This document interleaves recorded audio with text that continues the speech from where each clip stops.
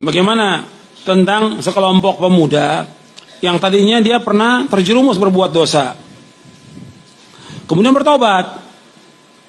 Nah, sekarang mereka membentuk panitia kajian. Allahul musta'an. Ya mestinya mereka ngaji ya, bukan jadi panitia. Kalau kita lihat yang ada, banyak panitia jadi calo. Iya. Suruh orang, ayo ngaji. Dia sendiri gak ngaji, tetap di pinggir jalan.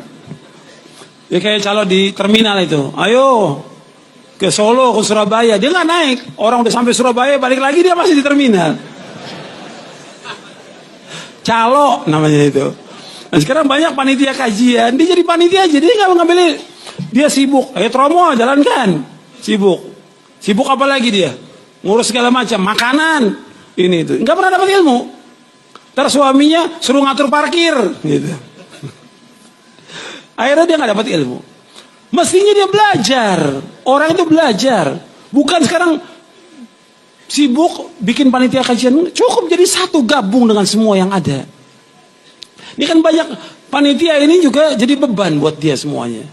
Akhirnya udah bikin panitia harus ada ustadznya. Gak ada ustadznya, siapa yang ngisi? Ya udah, yang penting ada yang ngisi.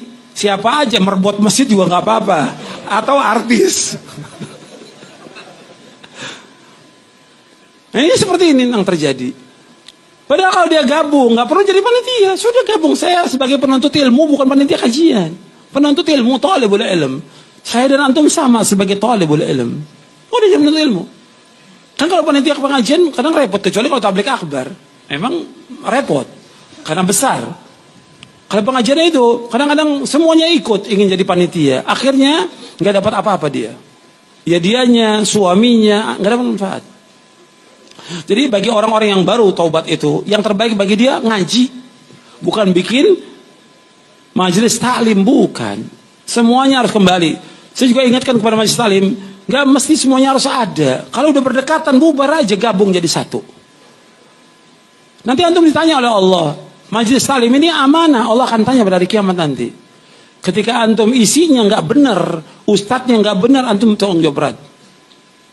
Karena antum ikut andil untuk menjauhkan manusia dari Allah atau menyesatkan manusia. Kita nggak tahu. Makanya hati-hati.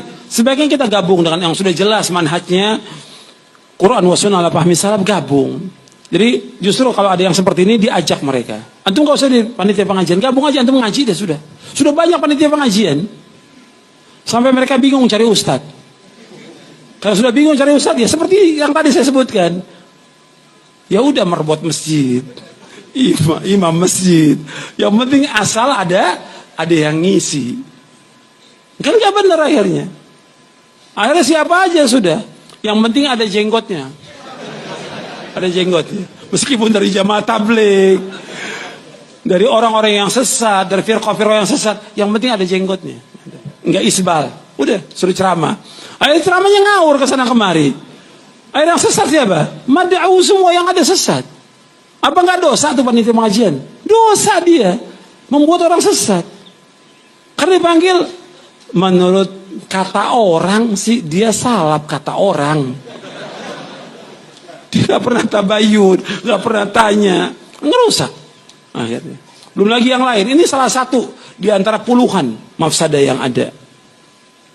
Sebenarnya saya menyampaikan nanti kalau semua pengurus panitia pengajian datang, baru saya jelaskan semuanya, mafsadahnya dan juga faedahnya. Gitu. Kalau sekarang banyak yang orang awam, nggak ngerti orang awam juga dijelaskan. Puluhan mafsadahnya yang kadang-kadang nggak tahu itu. Gitu. Yang udah jelas banyak terjadi, kadang-kadang ngadu domba juga. Ngadu domba, memecah belah kaum muslimin dengan majelis taklim yang ada ini. Makanya hati-hati, takwa kepada Allah SWT.